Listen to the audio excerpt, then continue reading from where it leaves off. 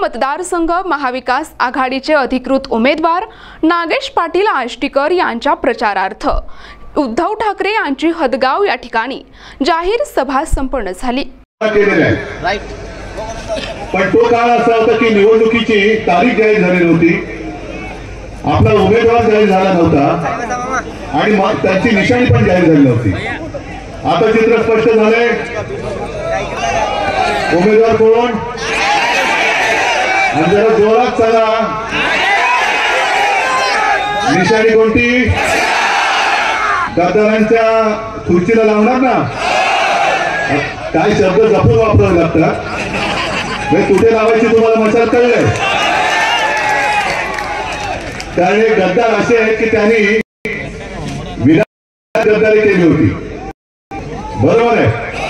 त्यांना वाटलं आपण काय शौर्य केलं, नागेशला पाडला आणि जवळजावांना निवडून दिलं आणि आम्ही जवळजावांना जवळ केलं। आता बोल पुढे काय करतो, आता कुठे जाशील? त्याच्यामुळे तुझा सगळा सुपडा आजची ही भाजप जुनी भाजप कुठे गेली माहित नाही, पण नवीन जी भाजप आहे आणि त्यांचे जे मित्र पक्ष आहेत, नवीन भाजपामध्ये सगळे गुंड, डाकू, चोर असे लोक माती झालेले, ज्यांच्यावर ईडी, सीडी, गुन्हेगारी, हे दाखल झाल्याचे सगळे म्हणजे आता कुठं लपले असतील ते आपल्याकडे पहिले म्हणून गेले, डाकू कुठं लपले होते, चर्माच्या घाटीमध्ये लपले म्हणून, तसे आत्ताचे हे डाकू सगळे त्या बीजेपी मध्ये जाऊन लपले। आणि याचा मित्र पक्ष कोण आहे, ज्यांना सगळा आधार दिला, उद्धव साहेबांनी ते तयार केलं, ज्यांना मायबापाला काय नाही तरी इतकं उद्धव साहेबांना केलं, त्यांना गद्दारी करून त्यांचाच पक्ष घेऊन त्यांचाच घर फोडून गद्दार झाले हे माणसं या मित्र पक्ष।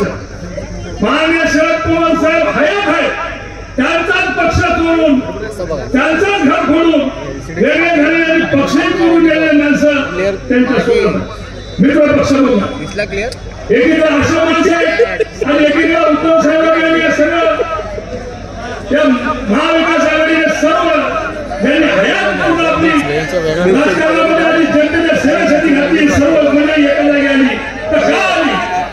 ते आता तुमच्या सर्वांच्या सेवेसाठी हे उभं आयुष्य, लोकांचा विकास, या राष्ट्राचा विकास, समता, बंधुभाव हे जगवण्यासाठी आयुष्य घातले। इंदिरा गांधीने आपले परिवाराचे बलिदान केले। आता आपल्याला वडील साहेब सांगत होते, राहुल गांधी भारताच्या टॉप युनिव्हर्सिटीमध्ये शिकलेला माणूस, त्याला पप्पू म्हणतात आणि जे 10वी